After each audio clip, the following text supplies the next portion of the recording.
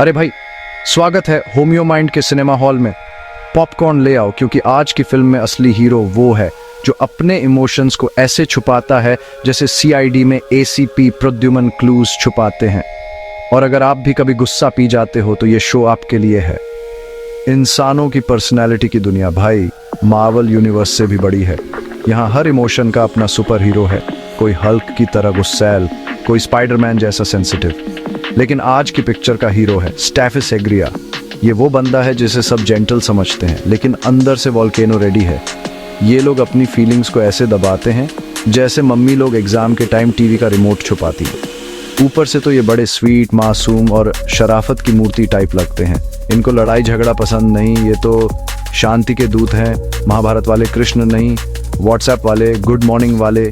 लेकिन भाई, इस शांति के नीचे अंदर ही अंदर गदर मची रहती है। गुस्सा, इंसल्ट और नाराजगी सब अंदर जमा करते रहते हैं, जैसे पिगी बैंक में सिक्के। बाहर से तो सब बढ़िया है वाला लुक, लेकिन अंदर बवाल। ये फीलिंग्स अंदर बेसमेंट में बंद कर देते हैं और फिर वही फीलिंग्स कभी कभी हॉरर मूवी के भूत की तरह बाहर आ जाती हैं। इनकी कहानी समझना मतलब मिशन इम्पॉसिबल का पहला स्टेप है, ताकि ये अपनी लाइफ में थोड़ा बैलेंस ला सकें। स्टैफिस एग्रिया वाले लोग ऐसे हैं जैसे किसी ने दिल पे स्लैप मार दिया हो, और वो भी बिना वार्निंग के। ये चोट अक्सर किसी इनजस्टिस की वजह से होती है। मतलब ये तो गलत है बॉस, कोई ताना, कोई तगड़ी इंसल्ट या बाउंड्रीज क्रॉस करना, बस इनका दिल टूट जाता है। लेकिन ये एवेंजर्स की तरह पलटवार नहीं करते, बस सब चुपचाप सह लेते हैं।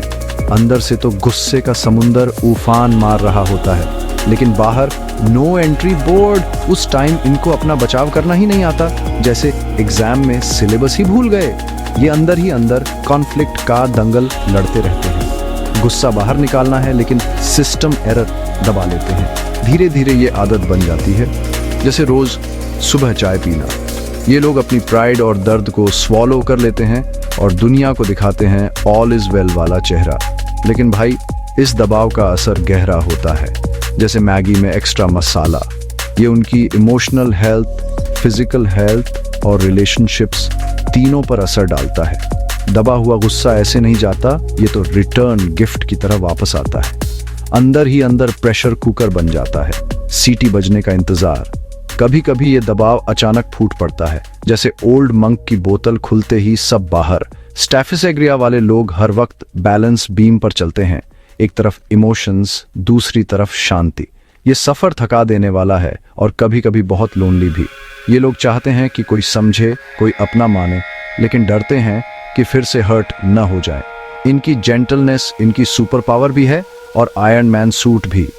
स्टैफिस एग्रिया को पहचानना मतलब शर्लॉक होल्म्स बनना, खुद के लिए और दूसरों के लिए भी। ये सिर्फ शेमीले या इंट्रोवर्ट नहीं होते, ये तो इमोशनली लोडेड होते हैं। इनकी कहानी है दबी हुई नाराजगी और टूटी हुई प्राइड का ब्लॉकबस्टर। ये लोग बहुत सेंसिटिव होते हैं और जस्टिस के लिए सनी डियोल मोड में आ सकते हैं, बस चुपचाप। इनका दर्द आता है जब इनकी जस्टिस वाली फीलिंग हर्ट होती है, तारीख पे तारीख वाला दर्द। ये लोग सालों तक या पूरी लाइफ अपनी शिकायतें लॉकर में बंद रखते हैं। No password required. ये लंबा दमन ही स्टैफिस एग्रिया की असली पहचान है। ओल्ड मंक, जितना पुराना। इस जर्नी को समझकर हम साइलेंट सफरिंग से हीरोइक कमबैक तक का सफर देख सकते हैं। तो चलिए अपनी आवाज और अपनी ताकत वापस पाते हैं, क्योंकि असली हीरो वही है जो अपनी फीलिंग्स को एक्सेप्ट करता है। स्टैफिस एग्रिया के लोग ऐसे होते हैं जैसे कोई फिल्म का किरदार जो हमेशा छुपने की कोशिश में रहता है। इन्हें दुनिया से दूर रहना पसंद है, जैसे कोई हीरो अकेले में अपने प्लान बना रहा हो। ये लोग अकेले में किताबें पढ़ते हैं, जैसे कोई जासूस अपने मिशन की तैयारी कर रहा हो। स्टैफिस एग्रिया के लिए पीछे हटना एक डिफेंस मैकेनिज्म है, जैसे कोई सुपर हीरो अपने सीक्रेट बेस में छुपा हो। इन्हें दुनिया एक खतरनाक जगह लगती है, जैसे हर कोने पर कोई विलेन छुपा हो। खुद को अलग रखकर ये लोग उन खतरनाक सिचुएशन से बचते हैं, जैसे कोई हीरो अपने सीक्रेट आइडेंटिटी को छुपा रहा हो। ये लोग पार्टियों और नए अनुभवों से ऐसे बचते हैं जैसे कोई सुपर हीरो अपने मिशन पर फोकस कर रहा हो, और किसी भी ऐसी सिचुएशन से जहां उन्हें परखा या आंका जा सकता है। खुद में सिमट जाना उनकी अत्यधिक संवेदनशीलता को दूसरों की कठोरता से बचाने का एक प्रयास है। ये लोग अपनी भावनाओं के चारों ओर एक किला बना लेते हैं ताकि वे सुरक्षित रहें। इनके व्यवहार में यह पलायनवादी स्वभाव देखा जा सकता है। जब इन्हें कुछ कहा जाता है या सवाल किया जाता है तो ये भागने की इच्छा कर सकते हैं। यह हमेशा शारीरिक पलायन नहीं होता बल्कि भावनात्मक भी हो सकता है। ये बात बदल सकते हैं, बहुत शांत हो सकते हैं या बस बातचीत जल्दी खत्म करने के लिए हर बात से सहमत हो सकते हैं। इनका मुख्य लक्ष्य हर हाल में झगड़े से बचना होता है। सीधे टकराव का विचार इनके लिए डरावना होता है। इन्हें लगता है कि इनमें खुद के लिए खड़े होने की ताकत या अधिकार नहीं है। यह लाचारी की भावना इनके अस्तित्व का मूल है। नतीजतन ये गायब होने में माहिर हो जाते हैं, शाब्दिक और लाक्षणिक दोनों तरह से, जब भी इन्हें अपनी नाजुक शांति को खतरा महसूस होता है। इससे ये मायावी और समझने में मुश्किल लगते हैं। स्टफी सागरिया का अंतर्मुखी स्वभाव इनके दबी हुई गुस्से से गहरा जुड़ा है। इन्हें डर है कि अगर ये अपनी सच्ची भावनाएं दिखा दें तो क्या होगा। इन्हें डर है कि इनका गुस्सा अगर बेकाबू हो गया तो विनाशकारी और भारी होगा। यह डर इतना मजबूत है कि ये भावनात्मक विस्फोट का जोखिम उठाने के बजाय चुपचाप सफरिंग सहना पसंद करेंगे। इन्हें लगता है कि गुस्सा दिखाना गलत या खतरनाक है। यह विश्वास इन्हें और भी अपने खोल में धकेल देता है। इनकी अंदरूनी दुनिया एक जेल बन जाती है जहां इनकी भावनाएं बंद रहती हैं। ये नियंत्रण खोने के बारे में लगातार कम स्तर की चिंता के साथ जीते हैं। यह आंतरिक संघर्ष इनकी बहुत सारी ऊर्जा को खत्म कर देता है, जिससे बाहरी दुनिया के साथ आराम से और खुले तौर पर जुड़ने के लिए बहुत कम बचता है। पीछे हटने और भागने की इस प्रवृत्ति का इनके जीवन पर सिग्निफिकेंट प्रभाव पड़ता है। ये इनके व्यक्तिगत विकास, करियर में उन्नति और मीनिंगफुल रिश्तों के अवसरों को सीमित करता है। ये प्रमोशंस को ठुकरा सकते हैं क्योंकि इनमें पब्लिक स्पीकिंग या दूसरों को मैनेज करना शामिल होता है। ये रोमांटिक रिश्तों से बच सकते हैं ताकि छोटिल होने या नियंत्रित होने की संभावना को रोका जा सके। इनकी दुनिया बहुत छोटी और प्रतिबंधित हो सकती है, जबकि यह आत्म लगाया गया अलगाव सुरक्षा की भावना प्रदान करता है। यह गहरे अकेलेपन और अधूरापन की भावना की ओर भी ले जाता है। ये किनारे से जीवन देखते हैं, भाग लेने की लालसा रखते हैं, लेकिन मंच पर कदम रखने के लिए बहुत कमजोर महसूस करते हैं। स्टैफी सागरिया का पलायनवादी स्वभाव एक पिंजरा है जिसे उन्होंने खुद को बचाने के लिए बनाया है, लेकिन यह उन्हें पूरी तरह से जीने से भी रोकता है। स्टैफी सागरिया की कहानी बचपन से ही शुरू होती है। बचपन के ये साल जैसे कि पर्सनैलिटी का सॉफ्टवेयर इंस्टॉल हो रहा हो। अब सोचिए, एक बच्चा जो स्टैफी सागरिया बनने वाला है वो ऐसे माहौल में पला बड़ा होता है जहां उसे हर वक्त कंट्रोल प्लस फंक डिलीट किया जाता है। माता पिता ऐसे होते हैं जैसे कि स्ट्रिक्टनेस का सॉफ्टवेयर इंस्टॉल कर रखा हो। ऐसे घर में बच्चा जल्दी सीख जाता है कि अपनी मर्जी दिखाना मतलब एरर 4 प्लीज ट्राई अगेन। गुस्सा दिखाने की कोशिश, सजा, नामंजूरी और आलोचना का ब्लू स्क्रीन ऑफ डेथ मिल जाता है। बच्चे को सिखाया जाता है कि उसकी भावनाएं मैलवेयर हैं और उसे एंटीवायरस की तरह आज्ञाकारी होना है।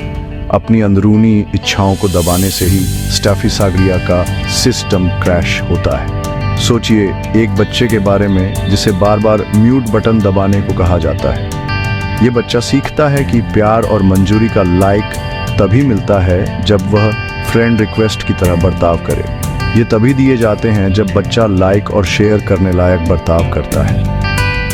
भावनात्मक रूप से बचने के लिए बच्चे को अपनी भावनाओं और इच्छाओं को डिलीट करना पड़ता है। जब उसका कोई खिलौना छीन लिया जाता है तो वह अपने गुस्से को रिसाइकल बिन में डाल देता है। जब उसे किसी बात के लिए गलत तरीके से दोषी ठहराया जाता है तो वह अपनी नाराजगी को कंप्यूटर वायरस की तरह छिपा लेता है। वह अपने जीवन में बड़ों को खुश करने के लिए फेक स्माइल और फेक आज्ञाकारी होने का ढोंग करना सीखता है। यह एक गहरी बैठी हुई सर्वाइवल स्ट्रेटजी बन जाती है। बच्चे का असली रूप अपनी सभी भावनाओं के साथ हाइड हो जाता है। वह बहुत बड़ी कीमत चुकाकर गुड बॉय बनता है। ये डायनेमिक हमेशा खुले तौर पर बुरा व्यवहार करने के बारे में नहीं होता, यह ज्यादा सटल भी हो सकता है। ये एक ऐसा माता पिता भी हो सकता है जो बच्चे को लगातार एडिट करता रहता है, उसकी कॉन्फिडेंस को डिलीट करता है। ये एक ऐसा माहौल भी हो सकता है जहां बच्चे से परफेक्ट होने की उम्मीद की जाती है और किसी भी गलती के लिए उसे शेम किया जाता है। बच्चा लगातार अच्छा परफॉर्म करने और खुश करने के प्रेशर कुकर में रहता है। वे अपने माता पिता को निराश करने के डर में जीते हैं। यह लगातार चिंता और एक गहरी सोच पैदा करता है कि वे काफी अच्छे नहीं हैं। वे माता पिता की आलोचनात्मक आवाज को अपने अंदर ले लेते हैं और यह उनकी अपनी इंटरनल वॉइस बन जाती है। यह अंदरूनी आवाज बड़े होने तक उनकी भावनाओं और व्यवहार को कंट्रोल करती रहती है, जिससे दबाने का यह पैटर्न चलता रहता है।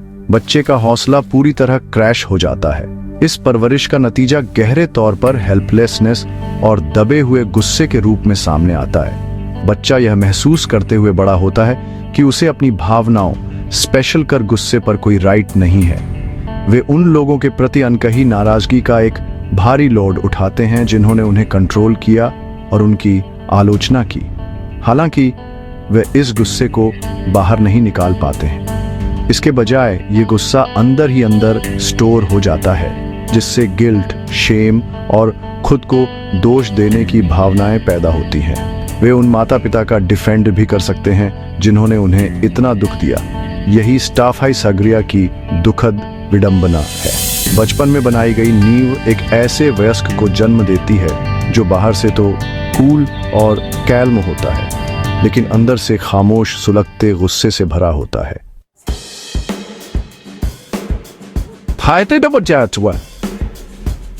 सोचिए, आप किसी पार्टी में हैं, सब लोग हंस रहे हैं और एक बंदा है जो हर किसी की हाँ में हाँ मिला रहा है। वही है हमारा स्टेफिसाग्रिया हीरो। ये बंदा इतना पोलाइट है कि अगर आप कहें, भाई आज चांद आसमान में नहीं है, तो ये बोलेगा, हाँ हाँ बिल्कुल, चांद तो छुट्टी पर गया है। भाई साहब, ये लोग बहस से ऐसे भागते हैं जैसे बच्चे कड़वी दवाई से। कोई बोले तू गलत है तो ये मुस्कुरा के कहेंगे, हाँ जी आप तो सही हैं। अंदर से चाहे इनका दिमाग, नहीं यार ये तो गलत है, चिल्ला रहा हो, लेकिन बाहर से बस सिर हिलाते रहेंगे। बिल्कुल बिल्कुल, इनका लाइफ मिशन है, सबको खुश रखो, सबको पटाओ और खुद की कोई राय मत रखो। इन्हें डर लगता है कि अगर असली फीलिंग्स दिखा दी तो लोग कहेंगे, भैया तुझे तो हम फॉलो ही नहीं करेंगे। ये डर, लोग क्या कहेंगे, इनकी लाइफ का बॉस है। ये लोग सोशल गिरगिट होते हैं, जहां जो माहौल वहीं वैसी एक्टिंग। तू क्रिकेट फैन है, मैं भी। तू पकोड़े पसंद करता है, भाई मैं तो पकोड़े का ब्रांड एम्बेसडर हूँ। बाहर से तो ये सुपर स्वीट लगते हैं, लेकिन अंदर से मैं कौन हूँ भाई। दूसरों को खुश करने के चक्कर में ये लोग फ्री सर्विस बन जाते हैं। पैसे चाहिए, ले लो, काम करना है मैं कर दूं। ना बोलना इनके लिए वैसा ही है जैसे कोई फिल्म में विलेन को गले लगा ले। ऑफिस में एक्स्ट्रा काम, उधार के पैसे, बोरिंग प्लान्स, सब कुछ हाँ जी कर लेंगे। हर बार जब ये हाँ बोलते हैं, अंदर से इनका दिल बोलता है, अबे मेरी भी कोई लाइफ है। और फिर अंदर ही अंदर गुस्सा उबलता रहता है जैसे प्रेशर कुकर। गुस्सा दूसरों पर कम, खुद पर ज्यादा। क्यों नहीं मना कर पाया यार। ये कंप्लायंस और गुस्सा का झूला इनकी लाइफ का फेवरेट झूला है। बाउंड्रीज, वो क्या होता है? मुझे तो सबकी सुननी है, खुद की नहीं। रिलेशनशिप्स में भी इंटीमेसी, भाई डर लगता है। दिल तो चाहता है कोई अपना हो, लेकिन डर है कहीं फिर से कंट्रोल ना हो जाऊं। अक्सर ऐसे लोग डोमिनेटिंग पार्टनर चुन लेते हैं, जैसे पुरानी फिल्म का रीमेक। पार्टनर बोले चलो गोवा, ये बोले हाँ जी चलो। खुद की मर्जी वो क्या होती है? कभी कभी तो सालों साल बिना शिकायत के सब कुछ सह जाते हैं, इमोशनल, फिजिकल, सब। बाहर से हंसी, अंदर से आंसू। पार्टनर को पता भी नहीं चलता कि ये कितना दुखी है। इन्हें लगता है यही है प्यार की कीमत, चाहे जितनी भी भारी क्यों ना हो। लेकिन भाई जब ये सब बहुत ज्यादा हो जाता है तो अंदर का गब्बर जाग जाता है। अचानक ये बंदा फट पड़ता है, बस अब और नहीं। कभी कभी तो चीजें फेंक देते हैं या अकेले में चिल्ला देते हैं जैसे कोई बॉलीवुड का विलेन। और ये सब किसी छोटी सी बात पर, जैसे चाय गिर गई और ये धमाका। देखने वाले सोचते हैं ये वही शांत बंदा है, ओएमजी ये तो छुपा रुस्तम निकला। फिर आता है गिल्ट और शर्म का ओवरडोज। मैंने ये क्या कर दिया, और फिर से वही पुराना फॉर्मूला, गुस्सा खराब है दबा दो और भाई मास्क वापस पहन लो। मैं तो वही शांत स्वीट बंदा हूँ। यही है स्टेफी सेग्रिया का मास्क ऑफ कंप्लायंस। लाइफ में ड्रामा, इमोशन और थोड़ा सा कॉमेडी। भाई स्टेफी सेग्रिया वालों की सबसे बड़ी प्रॉब्लम है दिल की बात दिल में ही दबा लेना। मतलब इनके इमोशंस ऐसे छुपे रहते हैं जैसे एग्जाम में नकल की पर्ची, कोई देख न ले। और ये कोई शौकिया काम नहीं है, ये तो मजबूरी है। चाहे भी तो ये लोग अपने फीलिंग्स बाहर नहीं निकाल पाते, जैसे व्हाट्सएप पर टाइप किया मैसेज डिलीट कर देना, वो बस अंदर ही अंदर घुटते रहते हैं। और वो सबसे ज्यादा जो इमोशन दबाया जाता है वो है इंडिग्नेशन, यानी जब कोई आपको बेइज्जत कर दे या आपकी इज्जत का कबाड़ा कर दे तो अंदर से वॉल्केनो फूटने को तैयार, लेकिन बाहर कोई बात नहीं, चलता है। जब स्टेफी सेग्रिया वाले इंसल्ट होते हैं या अनफेयरली ट्रीट किए जाते हैं तो अंदर से तो गुस्से का मीटर फुल, लेकिन बाहर जी ठीक है आप सही हैं। और फिर ये फीलिंग को ऐसे दबा देते हैं जैसे मम्मी रसोई में बर्तन छुपा देती है, कोई ढूंढ ही ना पाए। ना प्रोसेस करते हैं ना एक्सप्रेस, बस अंदर ही अंदर उबालते रहते हैं जैसे प्रेशर कुकर में दाल। अब सोचो इतना सब कुछ दबाने में कितनी एनर्जी लगती होगी। जिम में वेट उठाने से ज्यादा मेहनत। इमेजिन करो बीच बॉल को पानी के नीचे दबा कर रखना है, ऊपर आने ही मत दो। बस यही हाल है इनके इमोशंस का। और ये मेहनत भाई साहब दिमाग की ऐसी तैसी कर देती है, मेंटल हेल्थ का बैंड बज जाता है, अंदर ही अंदर तूफान चलता रहता है। एंजाइटी, टेंशन और परपेचुअल क्या हो रहा है, मूड रेस्टलेस, चिड़चिड़े और हर वक्त ऑन एज, जैसे कोई सस्पेंस मूवी चल रही हो लेकिन क्लू ही नहीं मिल रहा। और ये फीलिंग्स ऐसे गायब नहीं होती भाई, ये तो साइकी के अंधेरे कोने में छुपकर बॉडी बिल्डिंग करती है और बड़ी हो जाती है। फिर आता है डिप्रेशन, लेकिन वो वाला नहीं जिसमें रोना आता है, ये वाला जिसमें कुछ भी फील ही नहीं होता। नंबनेस, जैसे टीवी का रिमोट ही खो गया हो। अपने इमोशंस से डिस्कनेक्ट, दुनिया से डिस्कनेक्ट, जैसे वाईफाई का सिग्नल ही चला गया हो। लाइफ की सारी रंगत गायब, सब कुछ ब्लैक एंड व्हाइट मूवी जैसा। अंदर से खालीपन, कुछ मिसिंग है, लेकिन क्या खुद को ही नहीं पता, क्योंकि फीलिंग्स से कांटेक्ट ही टूट गया। और ये सब सेल्फ वर्थ की ऐसी बैंड बजा देता है। खुद को ही कम समझने लगते हैं, बार बार इंसल्ट सहना, अनफेयर ट्रीटमेंट एक्सेप्ट करना और फिर खुद को समझाना शायद मैं ही लायक नहीं हूं। धीरे धीरे खुद को वीक और इनसिग्निफिकेंट मानने लगते हैं, जैसे मूवी में साइड कैरेक्टर। सेल्फ एस्टीम तो सीधा ग्राउंड फ्लोर पर, लिफ्ट भी नहीं बचती। ऊपर से गिल्ट, मुझे गुस्सा क्यों आता है, और शेम, मैं खुद के लिए स्टैंड क्यों नहीं ले पाता। और फिर शुरू होता है vicious cycle, repeat mode on. जितना कम कॉन्फिडेंस उतना ही कम असर्टिवनेस, और फिर और इंसल्ट और कम कॉन्फिडेंस, जैसे पुरानी कैसेट अटक गई हो। खुद की बनाई साइकोलॉजिकल जेल में फंस जाते हैं। ब्रिक्स इंडिग्नेशन की, सीमेंट शेम का, और इमोशनल सप्रेशन से पर्सनल ग्रोथ और असली लाइफ दोनों पर ब्रेक लग जाती है। इमोशंस तो जीपीएस हैं, ये बताते हैं क्या चाहिए, कहां जाना है, बाउंड्रीज क्या हैं। गुस्सा बोले भाई ये बाउंड्री क्रॉस हो गई, खुशी बोले यही चाहिए, यही पसंद है, और सैडनेस बोले कुछ खो गया यार। अब सोचो ये सिग्नल्स ही दबा दिए तो लाइफ में ऐसे घूम रहे हैं जैसे बिना गूगल मैप्स के नई सिटी में। खुद को ही नहीं पता क्या चाहिए, क्या पसंद है, बस दूसरों की सुनते रहते हैं। लाइफ के डिसीजंस भी चलो सबको खुश कर देते हैं, कॉन्फ्लिक्ट से बचते हैं, अपनी असली डिजायर्स को भूल जाओ, और फिर मिलती है एक ऐसी लाइफ जो ना अपनी है ना सैटिस्फाइंग, बस दूसरों के लिए जी जा रही है। और इसका रिजल्ट एक गहरी, हर वक्त रहने वाली डिससैटिस्फैक्शन, जैसे मूवी का एंड स्पॉइल हो गया हो।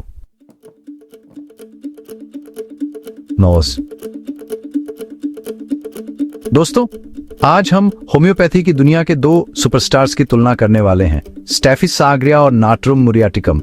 दोनों दिखने में तो एक जैसे हैं, लेकिन असल में ये दोनों अलग अलग फिल्म के हीरो हैं। स्टेफी सेग्रिया और नाट्रुम मुरियाटिकम दोनों ही इंट्रोवर्ट, दोनों ही अपने दुख को दिल में छुपा कर रखते हैं, लेकिन इनके अंदर की फिल्में अलग अलग जॉनर की हैं। एक के पास है गुस्से का एक्शन सीक्वेंस, तो दूसरे के पास है दुखों की इमोशनल ड्रामा। इन दोनों को पहचानने का असली तरीका है इनकी इमोशनल चोट और उस पर इनका रिएक्शन। चलिए पॉपकॉर्न निकालिए, कंपैरिजन शुरू करते हैं। स्टेफी सागरिया की कहानी है, मुझे गुस्सा तो बहुत आता है पर बोल नहीं सकता। यानी अंदर से वोल्केनो, बाहर से शराफत की मूरत। कोई इनजस्टिस हो जाए तो इनका खून खौल उठता है, बट बस अंदर ही अंदर, बाहर जी ठीक है, कोई बात नहीं। इनकी तकलीफ है मेरा ईगो हर्ट हो गया पर मैं कुछ कर भी नहीं सकता। बेइज्जती का दर्द और ऊपर से बेबसी का बोनस। बाहर से ये लोग बड़े जेंटल, बड़े स्वीट, लेकिन अंदर से कभी कभी तो फट ही जाता है गुस्से का बम। अब आते हैं नाट्रुम मुरियाटिकुम पर। इनकी फिल्म है दिल टूट गाया पर स्माइल ऑन। यानी इनका मेन विलन है ग्रीफ और डिसअपॉइंटमेंट, स्पेशल कर रिलेशनशिप्स में। ये लोग भी बहुत सेंसिटिव होते हैं, लेकिन इनका दर्द है मुझे धोखा मिला, दिल टूटा और अब मैं बॉलीवुड का सैड सॉन्ग बन गया। ये अपने दिल के चारों ओर ग्रेट वॉल ऑफ चाइना बना लेते हैं, कोई अंदर नहीं आएगा, नो एंट्री। कभी कभी चिड़चिड़े हो सकते हैं, लेकिन इनका मेन मूड है शांत गहरा दुख। पुरानी बातें, पुराने दुख इनके दिमाग में रिपीट मोड पर चलते रहते हैं, जैसे कोई पुराना कैसेट प्लेयर। और हाँ, इन्हें अरे सब ठीक हो जाएगा वाला कंफर्ट बिल्कुल पसंद नहीं, उल्टा और चिढ़ जाते हैं। इनका इंट्रोवर्शन है, दुनिया से छुपा लो अपना दुख, हेडफोन्स लगाओ और सैड प्लेलिस्ट चलाओ। अब सोशल बिहेवियर की बात करें तो दोनों की अलग अलग स्टाइल है। स्टेफी सागरिया, सबको खुश रखो, कॉन्फ्लिक्ट से बचो, बस किसी को बुरा मत लग जाए। ये लोग दूसरों को खुश करने के लिए खुद को भूल जाते हैं, बस कोई डांट न दे। नाट्रुम मुरियाटिकम, मुझे किसी को इम्प्रेस नहीं करना, मैं तो बस अपनी दुनिया में खुश हूँ। इनका विथड्रॉल है, सेल्फ प्रोटेक्शन मोड ऑन। ये लोग रिजर्व्ड, सीरियस और कभी कभी तो इतने कूल कि आर्कटिक भी शर्मिंदा हो जाए। ये सिलेक्टिव होते हैं, कौन मेरी लाइफ में आएगा कौन नहीं, और जिसने हर्ट किया उसका नाम ब्लैक लिस्ट में। इनकी इमोशनल आउटबर्स्ट रेयर स्टेफी सागरिया की तरह अचानक गुस्से का ब्लास्ट नहीं होता। इनका दुख इंटरनल, साइलेंट और हमेशा साथ रहने वाला, जैसे कोई पुराना दोस्त। अब इनजस्टिस पर रिएक्शन, ये भी इंटरेस्टिंग है। स्टेफी सागरिया, मुझे इंसल्ट किया, मेरी इज्जत का सवाल है, ईगो हर्ट और अंदर से लावा रेडी, पर बोलेंगे नहीं, बस मन में। इनकी इतनी हिम्मत कैसे हुई? और फिर मौन व्रत, नाट्रुम मुरियाटिकुम, मुझे धोखा मिला, इंसानियत से भरोसा उठ गया। सैडनेस का सुनामी, इनका फोकस, इमोशनल बिट्रेयल, ट्रस्ट टूटना और फिर सैड प्लेलिस्ट रिपीट। स्टेफी सागरिया का कोर इमोशन इंडिग्नेशन, यानी मुझे इंसल्ट किया, ये बर्दाश्त नहीं। नाट्रुम मुरियाटिकुम का कोर इमोशन ग्रीफ, यानी सब दिल टूटा और अब मैं चुपचाप रोऊंगा।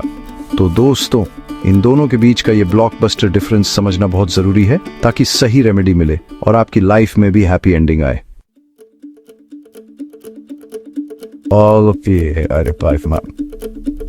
अरे भाई, स्टेफी सागरिया वाले लोग तो अपने इमोशंस को ऐसे दबा लेते हैं जैसे मम्मी लोग बच्चों के खिलौने छुपा देती हैं। लेकिन भाई, ये इमोशंस सिर्फ दिमाग में नहीं रहते, शरीर भी इनका पूरा हिसाब रखता है। शरीर और दिमाग की जोड़ी तो जय वीरू जैसी है, एक के बिना दूसरा अधूरा। जब दिल की बात दिल में ही रह जाती है तो शरीर बोल पड़ता है, भाई अब मुझसे नहीं सहा जाता। सच में शरीर सब कुछ नोट कर लेता है, जैसे स्कूल की टीचर। स्टेफी सागरिया वाले लोग गुस्सा और नाराजगी अंदर दबा लेते हैं, फिर शरीर कहता है, लो अब भुगत तो, पेट दर्द, सिर दर्द, जो चाहो ले लो। ये बीमारियां शरीर का SOS सिग्नल है। डॉक्टर अंकल, मेरी भी सुन लो। अंदर का तूफान बाहर शरीर में बवंडर बन जाता है।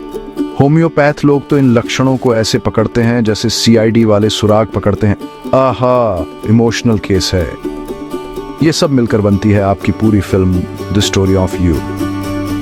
अब सुनो, स्टेफी सागरिया के लक्षणों का फेवरेट स्पॉट है यूरिनरी ट्रैक्ट और genital organs, symbolism level, Tollywood.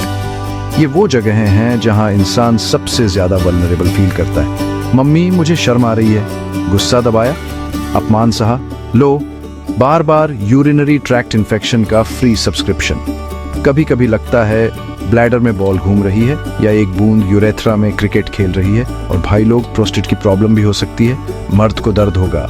ये सब तब होता है जब कोई बड़ा इमोशनल ड्रामा हो जाए। अपमानित हुए लेकिन जवाब नहीं दे पाए, शरीर बोलेगा अब मेरी बारी। जो दर्द जुबान से नहीं निकला वो शरीर से निकलेगा। डायलॉगबाजी लेवल 100। स्किन की प्रॉब्लम्स भी बहुत कॉमन है, एक्जिमा, सोरायसिस, वॉट्स, सबका स्वागत है। स्किन तो बॉडी की बाउंड्री है, बाहर से स्मार्ट, अंदर से इमोशनल।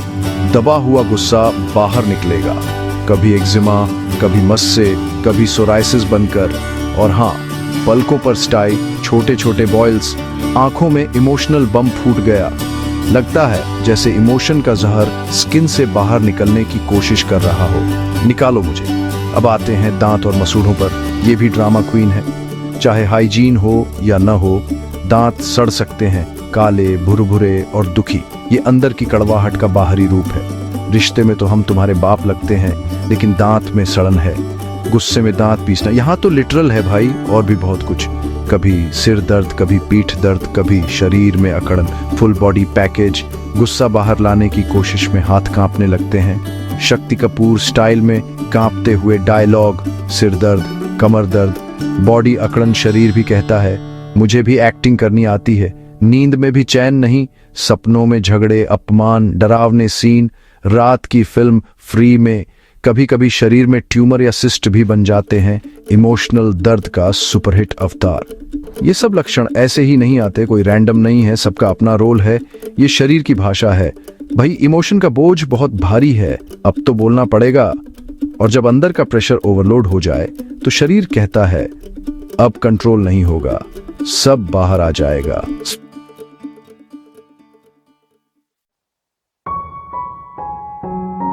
तो भैया, स्टेफी सेग्रिया वाले का हीलिंग का सफर कुछ ऐसा है जैसे बॉलीवुड मूवी का हीरो। शुरुआत में चुपचाप, लेकिन एंड में फुल धमाका। दबे दबे रहने से लेकर अपने इमोशंस का बैंड बजाने तक का सफर है ये। और भाई, ये कोई 2 मिनट का मैगी नहीं है, ये तो लंबा चौड़ा प्रोसेस है। धीरे धीरे, स्लो मोशन में, जैसे पुरानी फिल्मों में हीरो चढ़ाई चढ़ता है। इसमें आपको अपनी पुरानी आदतों की चेन तोड़नी पड़ती है, बिल्कुल वैसे जैसे विलेन के चंगुल से हीरो भागता है। सबसे पहला और सुपरहिट स्टेप है जागरूकता, यानी खुद को पहचानो, मिरर में देखो और बोलो मैं कौन हूं। अब आपको शर्लॉक होम्स बनना है। अपने दर्द और गुस्से के बीच का कनेक्शन पकड़ो और यह भी समझो कि गुस्सा दबाने की आदत कहां से आई। समझो कि आपकी अति विनम्रता और हाँ जी ने आपकी लाइफ का कबाड़ा कर दिया है, अब और नहीं। ये बात सुनकर थोड़ा दिल टूट सकता है, लेकिन भाई, असली हीरो बनने के लिए ये रियलाइजेशन जरूरी है। और याद रखो, तुम्हारा दर्द कोई कमजोरी नहीं है, ये तो तुम्हारे अंदर छुपा सर्वाइवल जुगाड़ है। जब ये जागरूकता आ जाए तो अगला स्टेप अपने अंदर के दबे हुए इमोशंस से दोस्ती करना, लेकिन धीरे धीरे, आराम से, जैसे कोई पुरानी चाय की चुस्की लेता है। बस जब भी बुरा लगे या कोई ताना मारे, अपने शरीर में क्या हो रहा है नोटिस करो, जैसे जासूस। देखो कहां कहां खिंचाव है, सीने में, पेट में या जबड़े में। क्या सीना टाइट है, पेट में गांठ है या जबड़ा लॉक हो गया है? जरा ध्यान दो, इन बॉडी सिग्नल्स को पकड़ो और गुस्से को पहचानो, इससे पहले कि वो फिर से दब जाए, जैसे फिल्म में विलेन को पकड़ना। अब अपने गुस्से को नाम दो, गुस्सा, नाराजगी, झल्लाहट, जो भी लगे, और खुद से बोलो मुझे गुस्सा आ रहा है। भाई, जिसने पूरी जिंदगी गुस्सा दबाया हो, उसके लिए ये डायलॉग मारना भी ब्लॉकबस्टर है। ये है असली स्वैग, अपनी सच्चाई को अपनाना। अब बारी है बाउंड्री सेट करने की, यानी अपनी लिमिट्स बताओ, जैसे फिल्म में हीरो अपनी शर्तें रखता है। शुरुआत छोटे छोटे स्टेप्स से करो, धीरे धीरे, जैसे बच्चा पहली बार साइकिल चलाता है।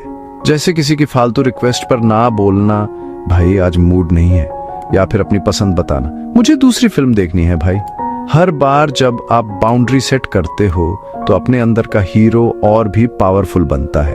और देखो, जब आप अपनी बात रखते हो तो दुनिया खत्म नहीं हो जाती, सब चलता रहता है। उल्टा लोग आपको और भी ज्यादा रिस्पेक्ट देने लगते हैं, बिल्कुल फिल्मी स्टाइल में। ये सब पुरानी सोच को तोड़ता है कि सबको खुश रखने के लिए हमेशा हाँ बोलना जरूरी है। अब नहीं, धीरे धीरे आप अपनी रोजमर्रा की लाइफ में सुपर हीरो की तरह पर्सनल पावर वापस पा लेते हो। और भाई, गुस्सा निकालने के लिए कोई हेल्दी तरीका ढूंढो, जैसे बॉक्सिंग, दौड़ना या तकिए पर मुक्का मारना। इसका मतलब ये नहीं कि आप अचानक गब्बर बन जाओ, बस गुस्से को सही जगह निकालो। हेल्दी एक्सप्रेशन के भी कई स्टाइल हैं, पेंटिंग, म्यूजिक या डायरी लिखना, जो मन करे। फिजिकल एक्सरसाइज भी सुपरहिट है।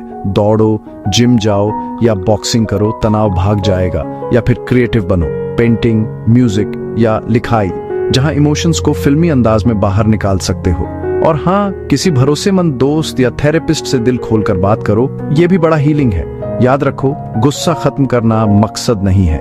गुस्सा भी एकदम नॉर्मल है, बस उसे सही तरीके से बाहर निकालना सीखो ताकि वो बवाल ना मचाए। और जब ये सब हो जाता है तो आप बन जाते हो असली हीरो, फुल ऑन कॉन्फिडेंस, असली और आजाद। द एंड, या शायद नई शुरुआत।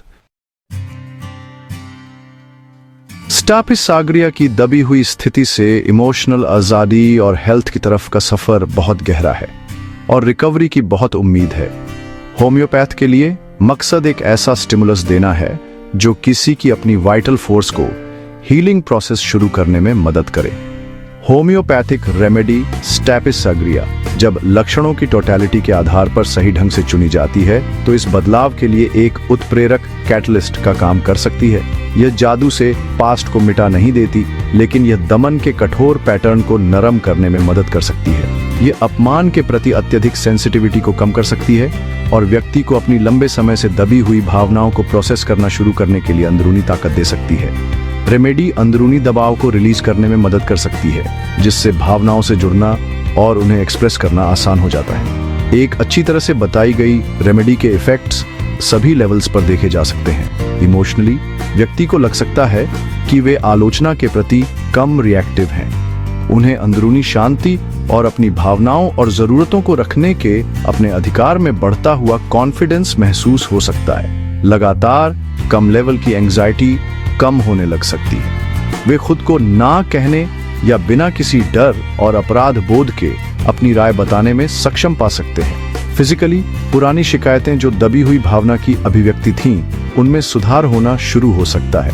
बार बार होने वाला सिस्टिटिस, स्किन रैशेस या टेंशन हेडेक कम बार हो सकते हैं या पूरी तरह से गायब हो सकते हैं, क्योंकि अंडरलाइंग इमोशनल वजह को एड्रेस किया जाता है। बॉडी को अब साइलेंट सफरिंग का बोझ उठाने के लिए मजबूर नहीं किया जाता है। ये समझना जरूरी है कि रिकवरी एक प्रोसेस है, कोई एक घटना नहीं।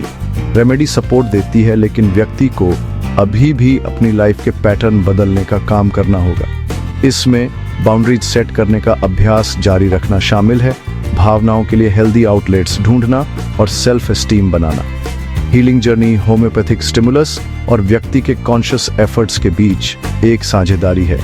जैसे जैसे वे आगे बढ़ते हैं, उन्हें लग सकता है कि उनके रिश्ते बदलने लगे हैं। वे ऐसे रिश्तों से दूर जा सकते हैं जहां उन्हें कंट्रोल किया जाता है या डिसरिस्पेक्ट किया जाता है, और म्यूचुअल रिस्पेक्ट पर बेस्ड हेल्दी कनेक्शन की ओर बढ़ सकते हैं। वे सीखते हैं कि अपनी पहचान को सैक्रिफाइस किए बिना सच्ची इंटीमेसी पॉसिबल है।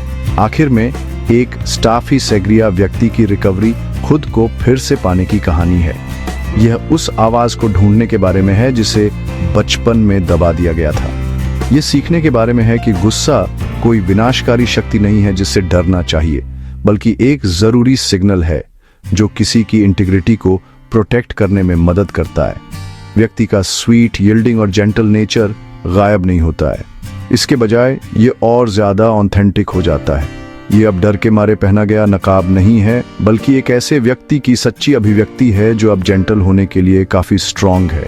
वे पूरे हो जाते हैं, अपनी स्ट्रेंथ और अपनी कोमलता दोनों को इंटीग्रेट करते हैं। दबी हुई स्टापिस सागरिया एक ऐसे व्यक्ति में बदल जाती है जो दुनिया में ऊंचा खड़ा हो सकता है, अपनी वर्थ में सिक्योर और एक ऑथेंटिक और फुलफिलिंग लाइफ जीने के लिए आजाद।